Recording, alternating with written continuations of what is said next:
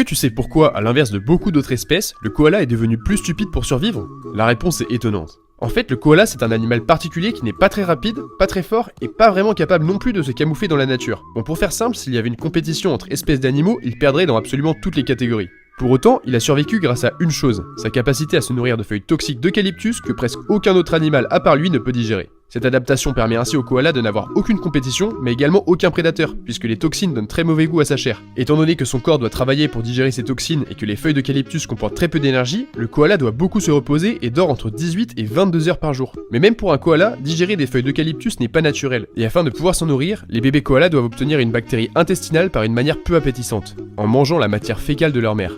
La raison pour laquelle les koalas font tous ces efforts et sont prêts à faire manger du caca à leurs petits plutôt que de manger des feuilles plus riches et moins toxiques que celles de l'eucalyptus, est qu'ils se sont adaptés à cette alimentation à une époque où il s'agissait de la seule nourriture disponible. En plus de ça, ces feuilles contiennent beaucoup d'eau, ce qui leur permet de ne pas avoir à descendre des arbres où les koalas s'exposeraient alors à des dangers pour pouvoir boire. D'ailleurs, le mot koala provient du mot gula, qui signifie pas d'eau en langage daroug. Mais une autre caractéristique étonnante des koalas en lien avec leur alimentation les rend particulièrement intéressants, la forme de leur cerveau. Parmi les mammifères, les koalas possèdent l'un des plus petits cerveaux en proportion, sauf que ce petit cerveau pourrait être une stratégie d'adaptation et de survie. Comme ils ont dû se mettre à manger des feuilles empoisonnées pour survivre et que les digérer représente une grande dépense d'énergie, avoir un cerveau moins développé et devenir un peu plus stupide leur a permis d'économiser de l'énergie. Et oui, pas besoin de trop réfléchir quand on n'a pas de prédateurs. En plus de ça, ils ont la fâcheuse tendance à tomber des arbres où ils vivent, et alors que le cerveau de leurs ancêtres remplissait autrefois toute leur boîte crânienne, elle s'est progressivement remplie de liquide qui protège leur petit cerveau en cas de chute. D'ailleurs, leur cerveau est lisse, ce qui est le signe d'un manque d'intellect chez le koala, et cet animal est ainsi incapable de reconnaître des feuilles d'eucalyptus si on les enlève d'une branche, et il pourrait se laisser mourir de faim dans une pièce remplie de